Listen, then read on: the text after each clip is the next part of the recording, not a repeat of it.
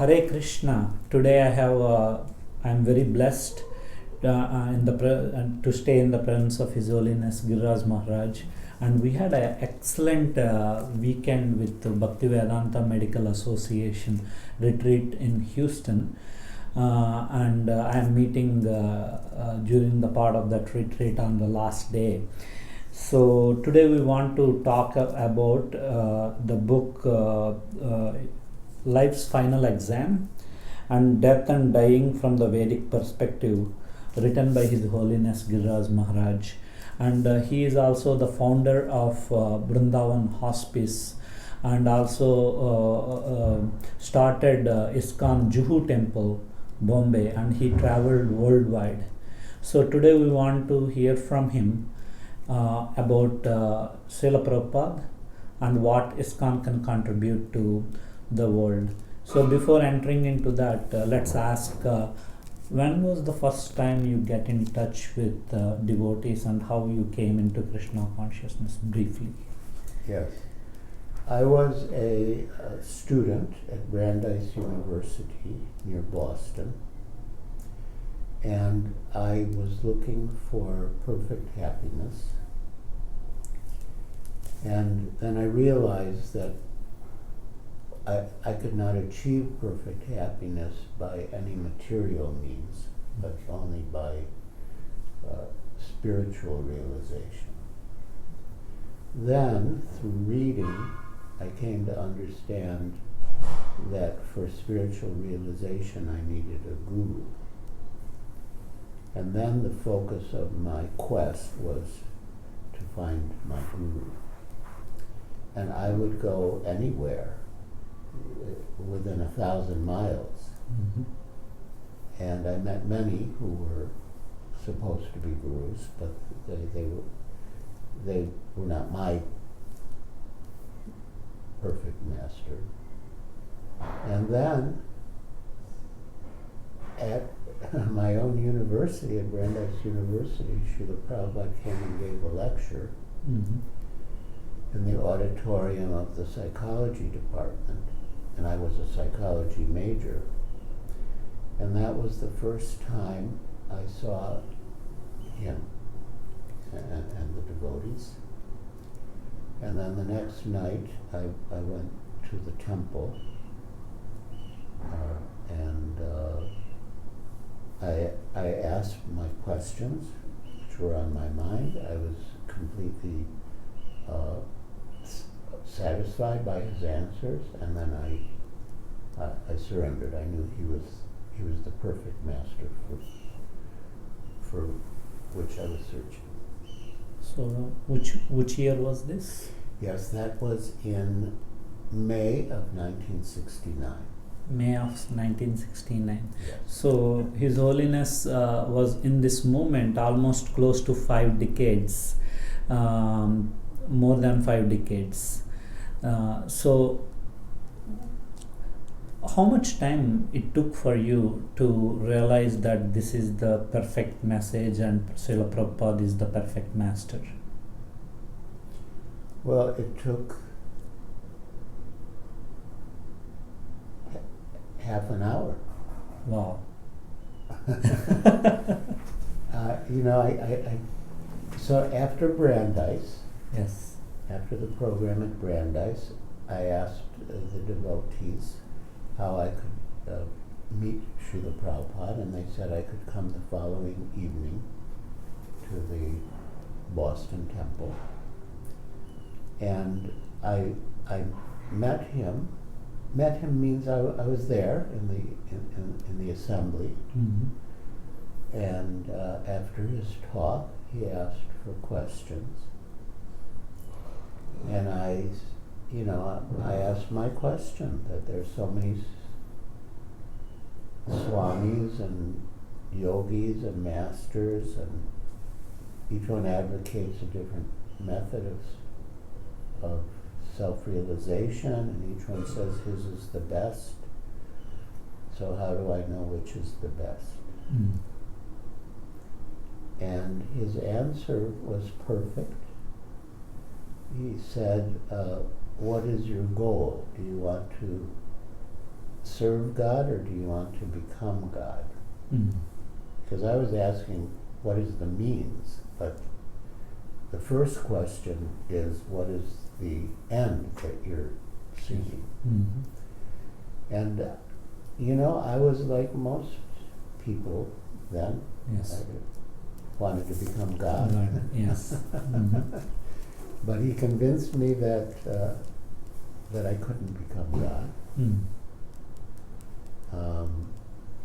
And then I surrendered. Yes. So I asked the question that was burning in my heart, and Srila Prabhupada said, what is your goal?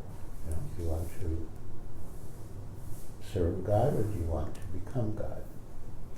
And he said, if you want to become God, that means you're not God now. And how can not God become God? And he said, Krishna is God. He's always God. He doesn't have to become God by yoga or meditation. That he's God when he's playing on the lap of Mother Yashoda. He's God when he's speaking the Bhagavad Gita to Arjuna. He's God when he's in the palaces in Dwarka. He is substantially God. Yes. And then he said, if you can become godly, but you cannot become God. Okay. And then he said, if you sow the seed of service to God and water it by chanting, God will provide the sunlight and all the favorable conditions to make it grow. Okay. Now he's in your heart, and he will help you. Okay. But if you want to become God, why should God help the competition? Yeah. Yes. They said, yeah. You're only cheating yourself. Yes.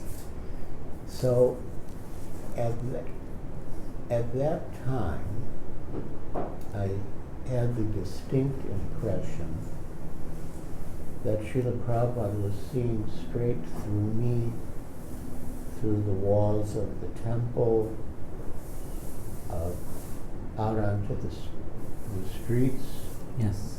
beyond the temple, into my apartment, and into my bathroom, Wow. where I had handwritten in very ornate lettering a sign, which I had placed on the wall, and the sign said, "You are God." Oh. I felt, he knows everything about me.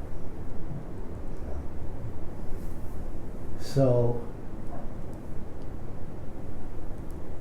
then he said, so what do you think? Do you want to serve God or you want to become God? But I knew he knew everything. I couldn't cheat him. So I said, well, now I want to serve God, but I realized actually I wanted to become God. Okay. He said yes. So then I knew I had found my perfect master. And I bowed my head on the floor in obeisance. And I kept my head down for a long time, mainly in surrender. But I was also embarrassed because I felt that all the other people in the temple would be looking at me and, scowling, he wanted to become God, he wanted to become God. So I kept my head down, and then I could hear that the devotees brought out a large plate of prasad for Srila Prabhupada. And Srila Prabhupada said, I'm not God. I cannot eat all of this. Distribute. Yes. So then I could, just from my head was still down, I could hear that they were distributing the prasad. And after a while I thought, well, okay, now maybe it's safe for me to pick my head up. And I did, and I looked around, nobody was scowling at me, everyone was happy. And then I knew I had found my perfect master. And then every night thereafter I would come. Srila Prabhupada's program was Monday, Wednesday, and Friday. He would speak at the temple. And Tuesday, Thursday, and Saturday he would speak outside, usually at a university, but sometimes at some other venue. And then Sunday would be the Sunday festival at the temple. So I surrendered, from that moment. Then I came every night. And the devotees didn't have any motor vehicles then.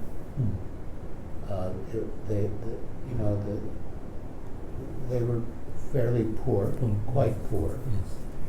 And I had a car that my father had given me as a high school graduation present. So I got to drive Srila Prabhupada to all the programs. Which temple was this? In Boston. In Boston. Yes. Okay.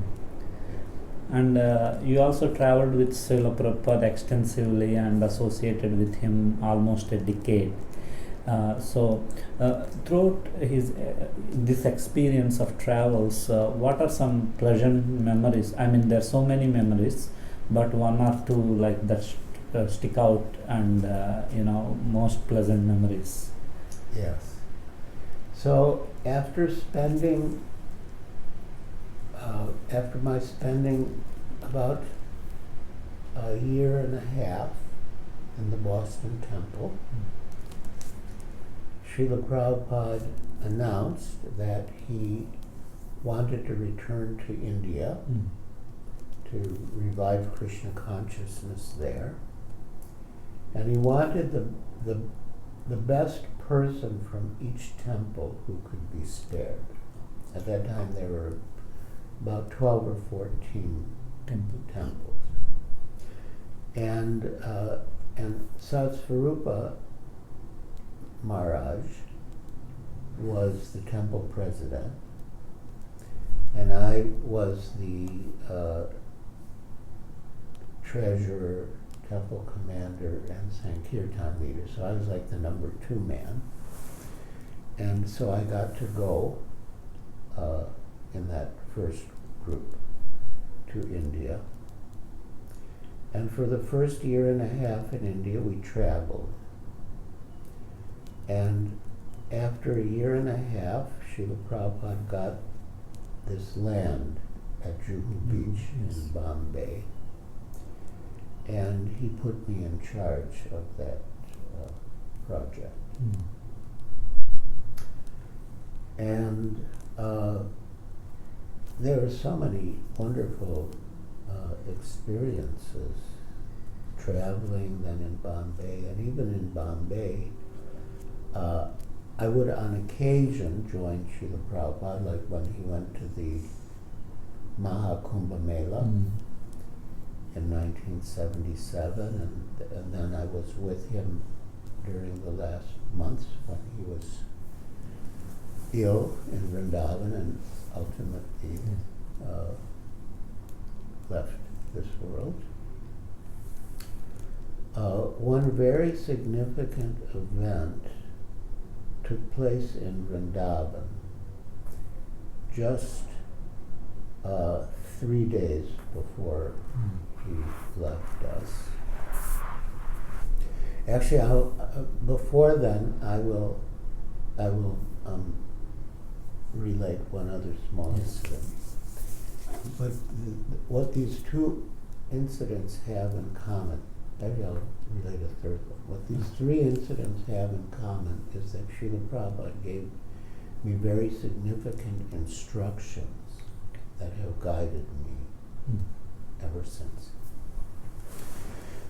So when I joined in Boston, as I mentioned, Satsvarupa was the temple president, and he was also the editor of Back to Godhead magazine. And he was always looking for articles. Okay. So I thought I would write an article, and it just so happened that the subject I chose was about Guru. Guru. Okay. But there was quite some delay between when an article was accepted and when the magazine was actually published. So after submitting the article, I was chosen to be in the group that went to India. And one of the places we visited in India, with Srila Prabhupada traveling, we didn't have any of our own centers at that time, was Gorakhpur, where we were the guests of the Gita Press. And while in Gorakhpur, Srila Prabhupada received the issue of Back to Godhead magazine with my article. So he called me into his room, not exactly his room, but it was a hall near his room where he would meet people and we would have our programs. So he said, I have read your article in Back to Godhead and it is very nice. Okay. And then he said, you should write. You should take up writing as your first business. You can travel with me and I will train you. Then he asked, do you ever think of getting married? Okay. And I said, no, except that I see all the GBCs are married. Okay.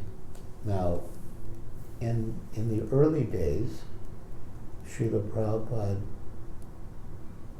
envisioned the GBCs as managers who should be householders. Okay. And then he envisioned sannyasis as having a different role. Yeah. So anyway, I said, I don't really think of getting married except, I see, and I thought that, well, the GBCs, they must be on a higher level. So he said, I don't really think of getting married except when I see all the GBCs that they're all married. Yes. Then he said, you will never be GBC. And then he said the demands of the senses, not only for sex, but even for food, are like an itch. Okay. And if you scratch the itch, you might get some temporary relief, but then the itch will come back worse. So he said, instead of scratching the itch, in other words, indulging the senses, it's better to tolerate. And gradually the itch will subside, that demand will subside. So from that one meeting, I understood, that you should take up writing as your first business, and also I took it that I won't marry. Okay. I'll Yes. remain brahmachari. And later he said, yes, you remain brahmachari for some time, and after some time I will give you sannyas. So that was a very significant meeting.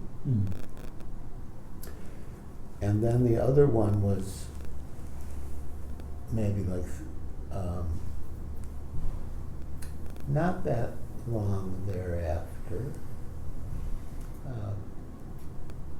we organized a big Pandap program for Srila Prabhupada in Bombay, which was very successful. And Tamal Krishna Goswami and I made a team, and then Srila Prabhupada sent us to Calcutta to arrange the first big Pandap program there. And while quite from the beginning, I mean early, very early in India, I became close to Srila Prabhupada's disciple Yamuna Devi, who was married to Guru Das. And I would often ask her questions, and she gave very good answers. But during the period in Calcutta, I asked her some questions, and she said, I cannot ask these. You have to ask Srila Prabhupada. She said, I cannot answer these. You have to ask Srila Prabhupada. I said, well, because we were all told, and it was our mood, not to disturb Srila Prabhupada. I said, well, I don't want to disturb him. And she said, no, you are, these are just the types of questions he would like the answer. He would like to answer, and you're just the type of devotee he would like to invest the time in. So you should ask him. So I met him in his room in the Calcutta temple, and I mentioned that before I joined, I had made a short film that won an award, and something like I was thinking maybe I should make films for Krishna consciousness. And he said, there are others who can do that. And at that time, the only movies we had were really very basic. But anyway, and then he said, our main medium is books. So in a way, he was confirming the instruction that he gave in Gorakhpur that I should write. He said, yeah, our main medium is books. So, and then I said, and then, sometimes I can make friends with very important people and cultivate a relationship with them. And, should I do that? Oh yes, that's very important. Okay. You should do that. So again, he gave a lot of instructions that have been, the guidance of my life, of my devotional service ever since. And then there was one more very important instruction in that meeting. And I said, because we'd all heard about the history of the Gaudiya Math, and how it fell down after Srila Bhaktisiddhanta Saraswati Thakur left. So I said, now you're here, and everything is all right, but what if in the course of time, when you're not here, ISKCON falls from the standard? What should I do? And he replied, you are also one of the important members, which I didn't really think I was, but anyway. But you are also one of the important members. So you work for the correction, but don't leave. So I took that as a very significant and binding instruction, which I tried to follow. And then the last one, now we come to like 3 days before Srila Prabhupada's departure. So I was taking rest at night on the rooftop of the Gurukul building, and someone woke me up, in the middle of the night and said, Srila Prabhupada wants to see you. And I didn't know what to expect because Prabhupada it was like he could leave it anything he said could be his last words. So I quickly freshened up and came down to his room. He was lying on his bed, very weak. And he said, in quite a soft voice, so after I leave, do you think this movement will go on? And I replied, as long as we're sincere and chant our rounds and follow the regulative principles, it will go on. And then, there was some silence, a little pause, and then he said, organization. It's great difficulty. The organization, and another little pause. Intelligence and organization. And that was all. He said, is there anything else? And I said, no. I mean, within my heart, I was like screaming, please don't leave us, but I didn't say that.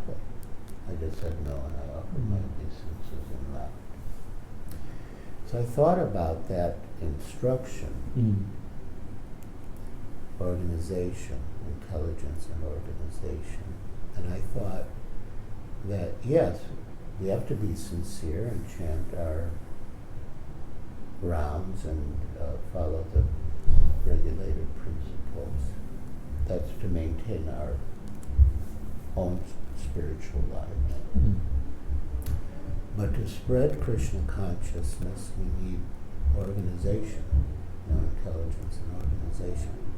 So I took it that he was saying that that's what it takes to preach.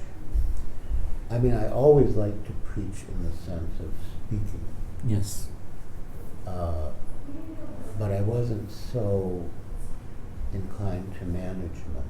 Okay. But he still put me in charge of the Juhu temple, which involved a lot. But that's so these are very significant instructions, and there were many. I mean, yes, there were many. Those are very significant, and those have certainly stayed with me all along, and they will. Yes. And even when I got initiated also, we promised those 4 regulative principles, and His Holiness Bhakticharu Maharaj said the 5th regulative principle is no matter what happens, never leave ISKCON. At that time, I attended a couple of other initiation ceremonies. He keeps doing that, and I never understood the significance until I heard this pastime where Prabhupada was also telling to you. Yeah. So now I understood that it's coming from His Divine Grace. Yes. So we came a long way. It's almost 50 years. There are so many ups and downs in this moment, and now we are doing, well. So what are the lessons we learned in these 50 years, and how you envision the future, what we can do better, for the next generations like us from these experiences? I think the biggest lesson we learned through trial and error was that we have to keep Srila Prabhupada in the center. After he left, before he left, he named some disciples who could initiate Yes. in the future. And, it was like a question of how they would conduct themselves. And, their only example was Srila Prabhupada. So, perhaps innocently they were sort of just imitating Srila Prabhupada. But that was not successful. And over a period of a few years, many of them had spiritual difficulties. And the idea that they were like little Prabhupads and perfect in every respect was dismantled. And then we realized, what the mistakes were. Of course, one was just imitating Srila Prabhupada, and then along with that, some of the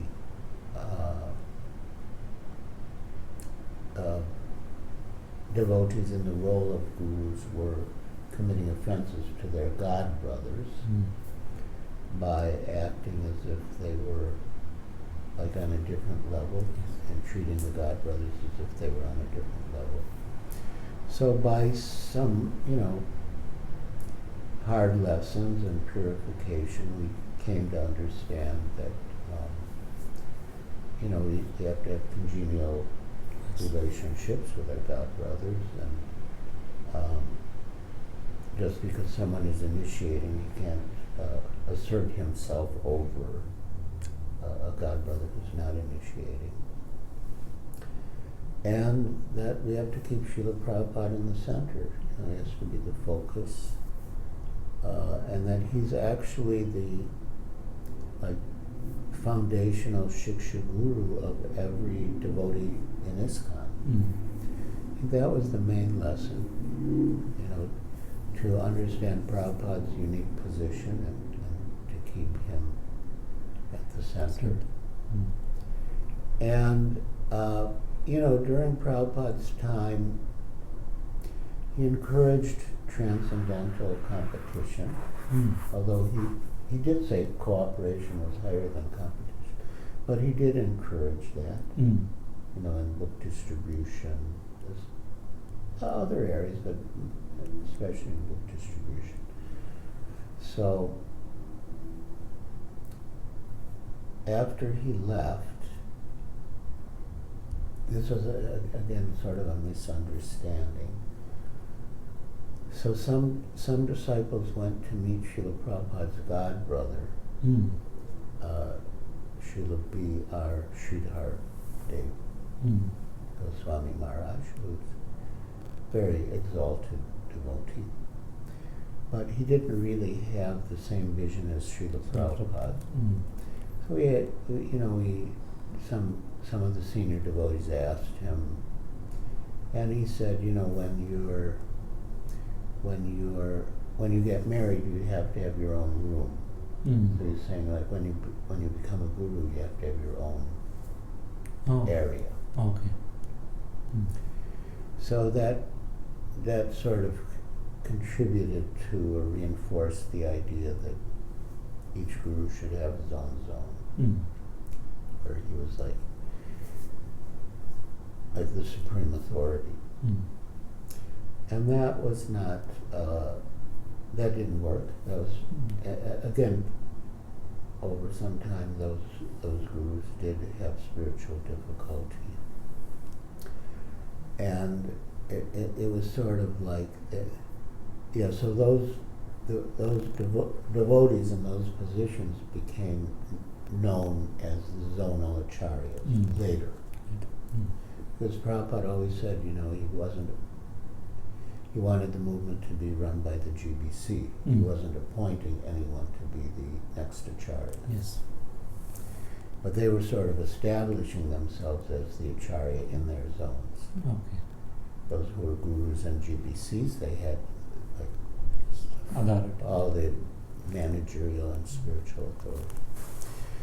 So, so they had spiritual difficulty. Then it was like whatever zone you joined in, you had to take initiation from the zonal acharya. You couldn't. And I guess if someone really wanted to take initiation from someone else, they would have to leave that zone. Oh my gosh. So then there was like what came to be known as the Guru Reform movement. That was a very significant event, or series of events. And as a result of the Guru Reform movement, Prabhupada was established firmly as the central figure in ISKCON. And any aspiring disciple was free to approach any guru in any zone, in any geographical area to be his guru. And things just got normalized. And, ever since then things have been going, quite steadily and smoothly. So there were growing pains. We have one devotee named Ravindra Prabhu, who's very scholarly and learned, and he said, compared to other religious movements or spiritual movements, after their founder or charismatic leader leaves, that ISKCON really didn't do too badly compared to others. So, but there were growing pains, but I think things have really settled down. And now that most of Prabhupada's disciples are in their late 60s or 70s, a lot of thought about how the movement will go on, succession plans, and there's a lot of good thought being put into that. Arrangements are being made to train like the next generation of leaders and have them serve maybe like apprentices under the older devotees. So there's very careful thought being put into that. So for the general public who is seeing this video, who don't know anything about ISKCON, so in simple terms, what is ISKCON and what we contribute to the world? Yes.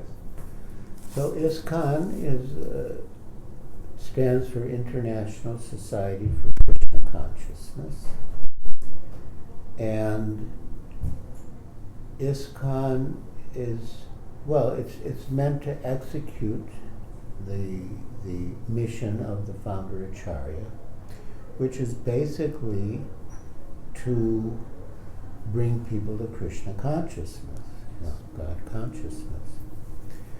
And that God consciousness is necessary for, the peace and well-being and prosperity of the world. The whole world is suffering from lack of God consciousness. Of course, there are plenty of religious people who are often, sentimentalists or fanatics. And people even say, most of the world's wars have been caused by religion. But that's something different from real God consciousness. Srila Prabhupada said real God consciousness means to know who God is and what he wants. And very few people in any religious tradition really know who God is or what he wants. And it's, so ISKCON is meant, to borrow a phrase from Srila Prabhupada, for the re-spiritualization of the human society. And it's the most important movement Yes. And that's why, of course, I do have a sense of loyalty to Srila Prabhupada, so that's one reason why I've dedicated my life. But the other reason, and it goes along with the first reason, is that I'm convinced that this is the most important necessity Yes. for every individual on the planet and for the world in general. And among the different methods for spreading the movement or sharing the knowledge, Srila Prabhupada, following his Guru Maharaj, emphasized the publication and distribution of literature, and also, opening temples, having festivals, everything that we do. Yes. And before finishing the interview, for the devotees in the movement, and even people who are initiated, to improve in the devotional service, always Srila Prabhupada makes things very simple. His purports also are perfect. Each purport is perfect. So for going in this devotional service, what are some few things that are very important to improve our devotional service? Well, internally, humility is very important. It's interesting because Lord Chaitanya had left 8 verses called the Shikshashtaka. And so one disciple asked Srila Prabhupada that Guru is so important in Krishna consciousness, but we don't find mention of Guru anywhere in the Shikshashtaka. And Srila Prabhupada replied, well, it's implied in the verse, Chinadapi Suni Chena, that one should be more humble than the blade of grass. Because if you're humble, you'll know that you need a guru to guide you. So I think internally humility, and that will give rise to respect, amanina manadena, and cooperation. There's also very important instruction of Srila Prabhupada's. In those months before he left, Tamal Krishna Goswami said to him, Srila Prabhupada, the devotees love you so much. And Srila Prabhupada replied, your love for me will be shown by how you cooperate together to keep this movement together. So that's, so humility and respect, cooperation. And, as far as sadhana, one of my god brothers, Kalakanta Prabhu, he often says that the best advice he can give anyone for their spiritual life is to take rest early. So that you can get up early. Okay. And then, have your morning program, chant your rounds, read scripture. So that's, I do very strongly recommend that. No. So that you and then that strong morning program will be the basis of your activities the rest of the day. If you're a brahmachari or a sannyasi, and your activities are related directly to Krishna consciousness, that morning program will infuse you with spiritual strength and intelligence. And even if you're a grihasta, who has to go to work, a housewife has to look after the home and the children, homemaker, that will also give you, strength and intelligence for the rest of the day. So yeah, it's Very, important. yeah, very good advice. Thank you. And we'll end this interview with Tulsi Maharani because she is in the center. Oh yes. So please tell few words about Mother Tulsi. Yes. Well, Tulsi is a pure devotee. Mm. In the spiritual world, she is Vrinda Devi, and she appears in the world of men as Tulsi Devi. And Tulsi is auspicious in all respects, and it's very much part of the morning program that Srila Prabhupada gave us, that we sing prayers to Tulsi, we circumambulate her, we pour water on her. And our most important process is chanting the holy name. Yes. Chaitanya Mahaprabhu gave, Harinam Harinam Eva Kevalam. And the acharya for the chanting of the holy name was Haridas Thakur, Namacharya Srila Haridas Thakur. And he would always chant in front of Tulsi Devi. Okay. So I always keep Tulsi Devi, and in the morning when I chant my rounds, I chant near her.